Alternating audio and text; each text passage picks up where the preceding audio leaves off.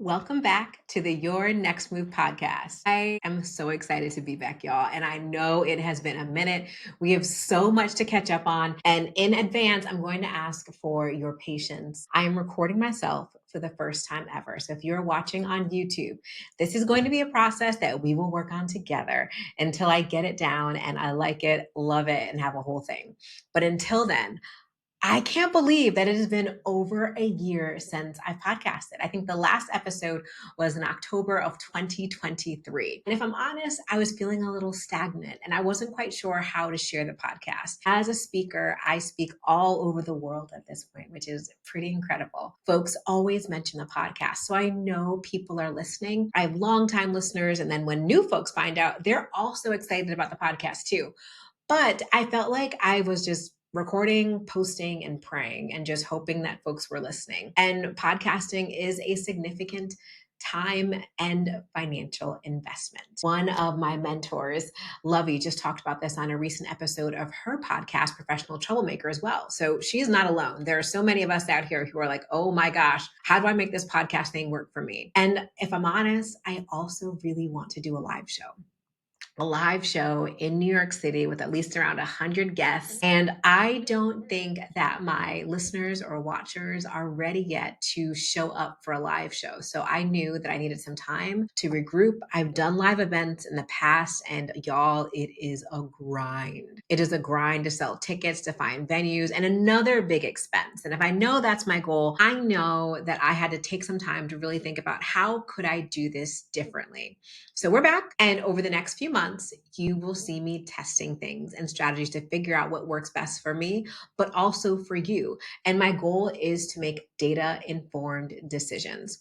As always, you can go ahead and shoot me an email. I have a new email and I'll share why in a minute. If you have questions or feedback or insights, but all in all, I'm so excited to be back. I'm so excited to be podcasting and talking to you in this way again. So first and foremost, a little bit of housekeeping. I wanted to let you know that I changed my company name. So for years, my company name was Manifest Yourself, but now it is Brown Leadership. Same company, improved mission, if you will. So if you go to the new brownleadership.com website, it says that we are there to empower leaders and transform the workplace. We are an international learning and development firm cultivating the next generation of leaders by equipping the workforce's mid-level talent with the skills and strategies needed to drive exceptional performance and organizational success. Changing the name, if I'm honest, I was getting real tired of folks reaching out to me and asking if I could speak at a yoga retreat on the art of manifestation. If you know me and you know my work, that isn't really what I talk about. I've always been about career and leadership development, but the name Manifest Yourself just wasn't getting through. And I wanted something that was a legacy name, something that I would be proud of for years to come, something that also encompassed other folks joining the organization. And I felt like Brown Leadership was something that I could be proud of. So I'm very, very excited about that change. So the new email for the podcast is podcast@brownleadership.com. Any questions, any concerns, you can always email me and speak with me directly there. So personally, as we transition into the topic for today, I'm in a season of self-coaching and I want to take you along on that journey with me over the next few episodes and honestly, probably over the next year. So before we jump into today's topic, what is self-coaching? So for Brown Leadership, this is something that I coach folks one-on-one with, and I'm honestly taking myself through the process as well. So I define self-leadership or self-coaching as self-coaching is the intentional practice of assessing all acquired knowledge, filtering it through the lens of your current personal goals and circumstances, and consciously choosing what to implement, discard, or reserve for future use.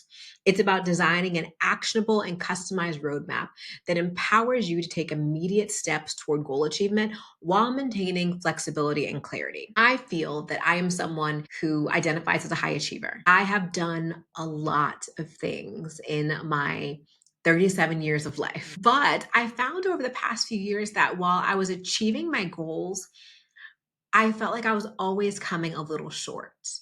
And I was getting really frustrated, and I didn't feel like I needed more courses. I needed more resources. I felt like I needed to empower myself to take action. So if you have thought or looked at self-coaching, you've probably seen some books, right? I looked up 9 top selling books about self-coaching, mindset, achieving goals, which can help guide you as like we're going through this process. So I'll share them with you now. So number 1, the New York Times bestseller for I don't know how many years it's been on the list at this point, Atomic Habits by James Clear.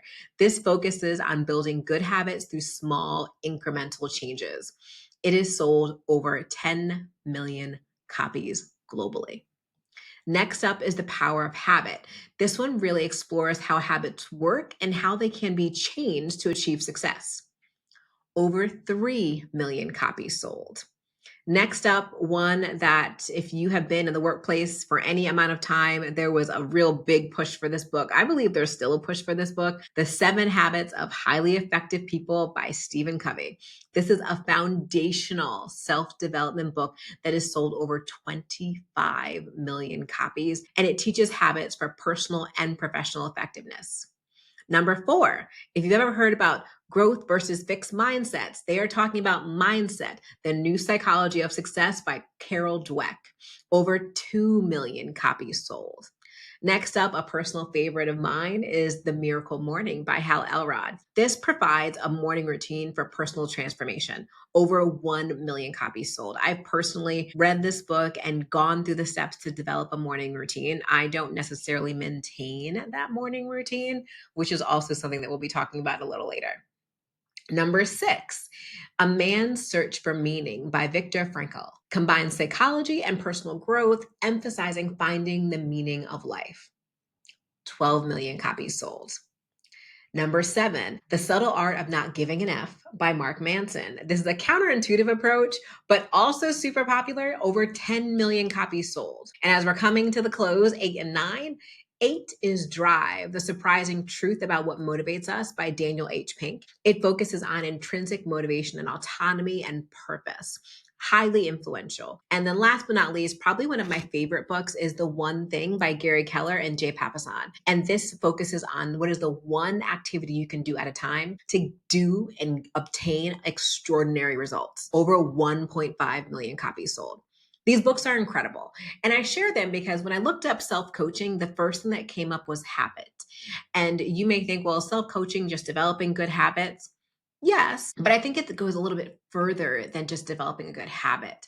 It's about developing a lifestyle and a way to motivate yourself to achieve whatever it is you'd like to achieve. I've read and enjoyed so many of those books, but sometimes I feel like I've learned a framework, I've learned ideas, but I still don't know how to implement it for myself. And I'm someone who's not just a reader, right? And like y'all know me, I'm a coach and I've been coached. I've hired countless coaches to help me personally and professionally over the years. I'm also a longtime therapy goer. But over this past summer, I recently paused seeing my latest therapist, and we've been working together for over 4 years because I thought it was time to do some self-coaching. I found myself in this cycle of making strides in some areas of my life, but others I felt like I was just complaining.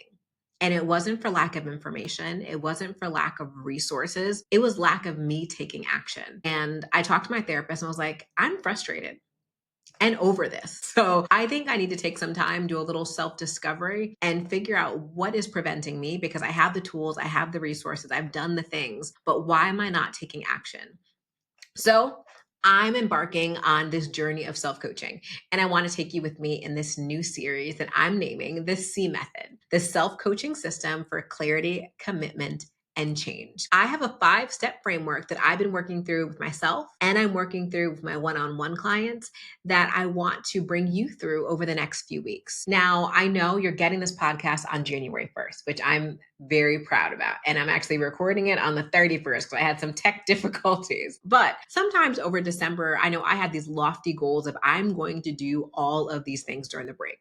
I'm going to make a list. I'm going to check it off. I'm going to do all this admin. But the reality is, I didn't do all those things because I relaxed and I became one with my couch. And I think that we put a lot of pressure on ourselves sometimes to gun it through the year and then do planning during that one time of the year between Christmas and New Year's Day, where the world is essentially moving much slower.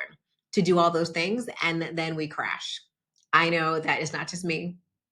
A lot of us go through this. So I'm taking January to really set myself up with a plan, set my clients up with a plan, and I want you to come along the journey with me. So I'm going to go over the 5 steps, but today we're going to focus on step. So I'll go over them first, and then we'll circle back to number 1 and what you can do. So 1 is clarify your current reality. This step is all about doing a self audit, reflecting on where you are in your life and what challenges or patterns you're currently facing. Step 2 is curate your knowledge. I believe that that you have everything you need inside of you already. Many people who listen to my podcast, you have coaches, you have therapists, you've bought courses before, you are reading the books, you are doing the things. You are not someone who really and truly is at this place of, I don't know what to do. You are at a place of probably information overload. So, in the Curate Your Knowledge, this is where we go through all the things you've learned from books, mentors, courses, and evaluate what resonates with you in your current life stage. Because as someone who's worked with coaches before, things that I learned 5 years ago aren't necessarily relevant today. And that is okay. It is absolutely okay. What's important is to sift through what you've got and figure out what you want to use moving forward. Step 3 is where, what do they say? The metal hits the road. This is where you start to craft your action plan and building a realistic and tailored plan that reflects your unique strengths, your goals, and your life circumstances. I've learned year over year, time and time again, that we can craft the best plan. I am really good as an entrepreneur of building out income goals. I need to sell this much to hit this goal in this amount of time. I can build all that out. But the question I ask myself now, reflecting back, is are my goals reflective of where I am in my life? Are they reflective of the life I want to live? Is this actually achievable based upon how I want to feel every single day? And that's what we'll be exploring in week 3. Next is 4, commit to consistency. And this is where you start to implement strategies to maintain momentum, motivation, and accountability. So we'll be talking a little bit more about habits and what actually works to help you commit to consistency. And then last but not least is a step that I often omit, which is celebrate and evolve. Recognize all the milestones and prepare to level up when you're ready, using the lessons learned to refine your approach for the next phase of growth that you have. So this framework highlights the self-coaching process as a blend of self-assessment, knowledge application, action planning, and also just the spirit of continuous improvement. We are always evolving as individuals. Every year when I sit down at the end of the year and try and think about what did I do? What did I not do? What goals did I achieve? What things did I not achieve? Sometimes I really get down on myself because I'll only see all of the things that I did not do. I will only see the things that I wish I could have done.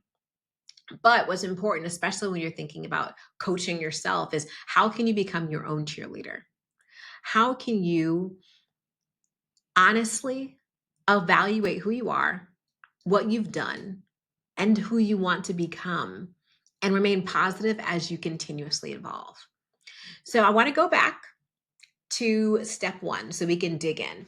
So step 1 is clarify your current reality. And this again is about that self audit. Now, there are so many ways to do a self audit, and I want you to do some of these or all of these so you can truly get an accurate picture of where you are right now. So I was going through my own tools. So I'm essentially going to be sharing the best of the best with you, the things I'll be using for myself. And the first thing that I came back to was something that I did a very long time ago.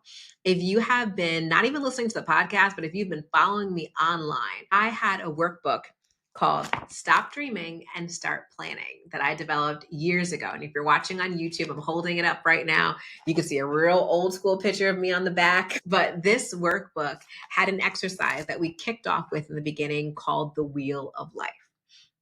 Now, the wheel of life is essentially, think about there being a wheel, and the wheel is cut up into different slices of a pie, essentially, almost like the wheel of a bike, where there's all the spokes that come out, and each area is assigned a part of your life. So your career, your finances, love, relationships, school, all of the things that make up who you are and make up your day-to-day experience. And what you have to do is rate them. 1 being close to the center of the wheel, and 10 being close to the outside of the wheel where everything is amazing, right? So the methodology of the wheel of life is that as you're rating each area of your life, you'll see maybe some areas are a 1, some are a 3, some are a 4, some are a 7, some are a 10. But imagine if that really was a wheel. So if you connected all of those dots, that wheel would be kind of bumpy, right? Most of us, we would agree that, it would be a little bit of a bumpy ride, which is a-okay. But the methodology is that if we work on the weakest area of our life, we work on those ones and twos, everything else will start to move out accordingly. So I'm going to literally open the workbook right now just so I can take a look and refresh my own memory. So the Wheel of Life, the areas that I mentioned in this workbook are career, friends and family, health, physical environment, money, love, self-care, and fun. So I recommend that's 8 areas that I have on here.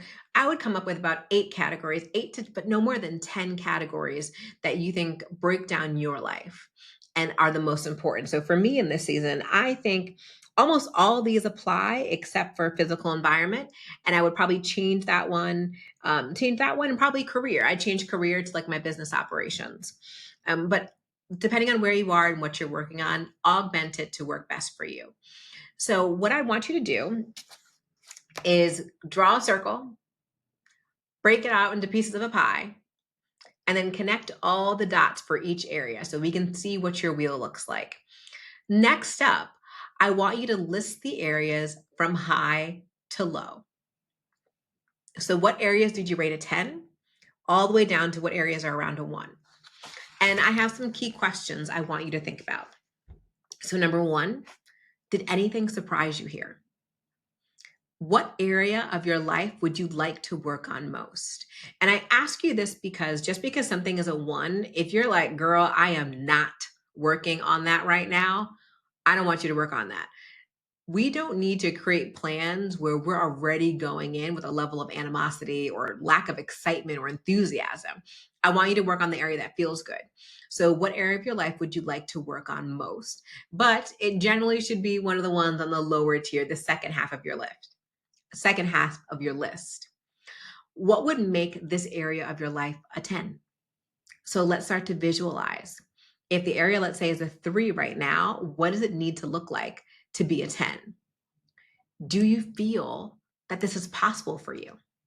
Why or why not? And if you can change one small thing now to make that area smoother, what would it be? So that's part 1, the Wheel of Life exercise. Next, I want you to do a start, stop, continue for that area that you would like to focus on. Now, the question before I go to the next exercise, some people are going to say, well, what if I want to work on 2 areas? What if I want to work on 3 areas? It's not that it's impossible, but what you focus on changes.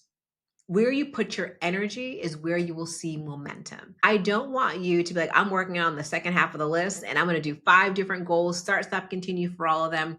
That's hard. I recommend 2 to 3 areas tops that you're focusing on. So after you've done the Wheel of Life, you have the main area you want to focus on and maybe 2 other areas. I want you to think about each area individually and do a start, stop, continue. So start is, what do you need to start doing in this area of your life? What are the activities that align with your goals that you need to start to implement today to make this area better? Next up, what do you need to stop? So what are the activities you have got to knock it out, cut out today in order to make it better? And last but not least, what do you need to continue? What are you already doing that's already working well? So I can give you a transparent example for myself if you like, if this is helpful. I will do my health. So on Instagram a few weeks ago, I've shared a little bit about my health journey and how I've been working on losing weight. I am down 33.6 pounds since May of last year. Because you're watching this in June. You're watching this on June 1st, 2025. So I've been down a good amount of weight, but I still need to work on my health. So when I think about what do I need to start doing, I need to start prioritizing going to the gym. I need to start planning my workouts and my meals.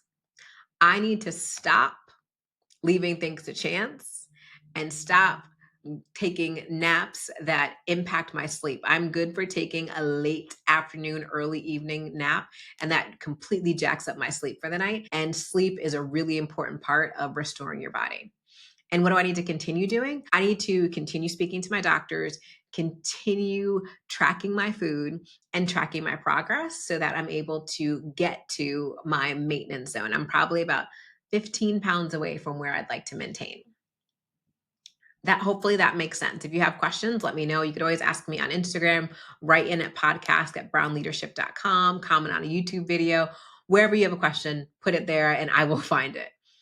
And last but not least, so if we did the wheel of life, we know where we're focusing. We know what we need to start, stop, continue. I want you to do a gut check.